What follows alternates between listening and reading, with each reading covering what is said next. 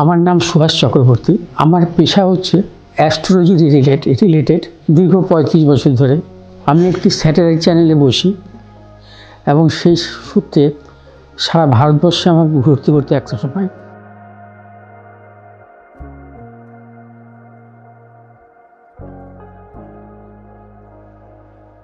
লিভারের সমস্যাটা ধরা পড়ে মোটামুটি 2015 সাল নাগাদ। তখন একটা ছোট জন্ডিস মতো হয়, সিরোসিস হয়ে গেছিলো।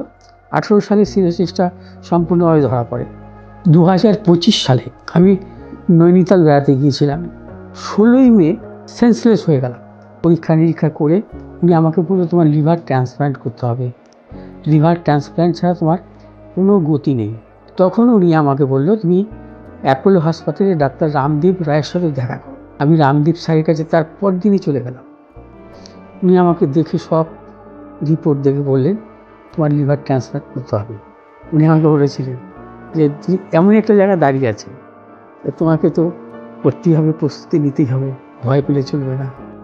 তা আমি ওনার কথাটা মাথায় রাখতাম। তারপর সব কিছু কমপ্লিট করে পর জুন মাসে 29 তারিখে আমি লিভার ট্রান্সপ্ল্যান্টটা করি এবং সেইভাবে প্রস্তুতিও ছিলাম আমি। তারপর থেকে আমি মোটামুটি ভালোই আছি। মানে ওখান থেকে যখন লিভার ট্রান্সপ্ল্যান্ট আমার কমপ্লিট হয়ে গেল, বাড়িতে এসে সম্পূর্ণ সুস্থ। একতলা থেকে 3তলা করছি, হ্যাঁ, 2তলা করছি, ঘুরছি ফিরছি।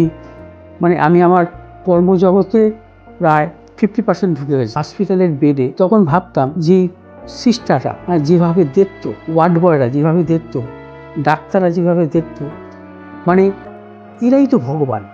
মানে আমি জোর গলায় বলবো, সঠিক জায়গায় নিয়ে আমাকে ফেলেছিল। কারণ যদি আমি যেখানেই যাই না কেন, রামদীপ রায়ের মতো ডাক্তার আমি পেতাম না। আমি যতদিন হসপিটালে ছিলাম, হ্যাঁ, হসপিটালে 2-3 বার করে আসতেন সব মানে টিমের লোকজন। এমনকি দেখেছি রাত্রি 10টা-11টা পর্যন্ত ওয়েট করতেন।